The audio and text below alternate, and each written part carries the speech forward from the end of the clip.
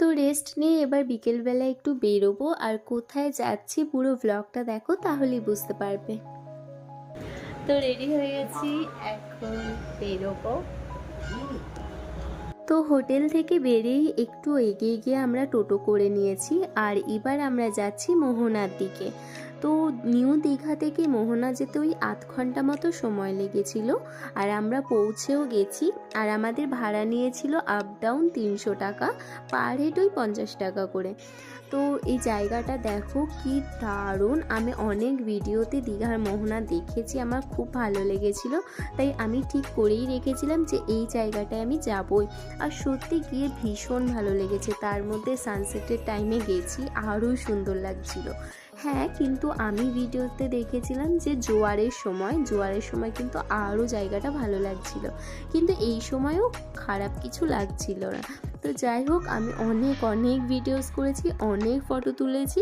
তো এবার আমরা বেরিয়ে পড়েছি, প্রায় সন্ধে হতে চলেছে। আর ওই দেখো কি বড় একটা শিবলিঙ্গ তৈরি হচ্ছিল। আর একটা আমি যেটা ভিডিও করতে পারিনি, মোহনাতে অনেক বড় বড় মাছের দোকান ছিল, কিন্তু কত রকমের শুটকি মাছ, তারপরে আরও বড় বড় জ্যান্ত মাছ ছিল, কিন্তু সেগুলো ভিডিও আমি করতে পারিনি, ভুলেই গেছিলাম।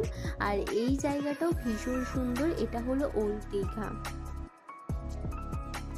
আর তারপরে যেতে যেতেই জগন্নাথ মন্দিরেরও দর্শন পেলাম।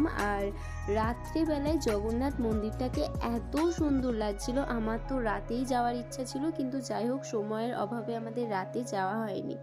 তো তারপরে ভীষণ খিদে লেগে গেছিলো, তাই চলে গেছিলাম মিও আমোরে।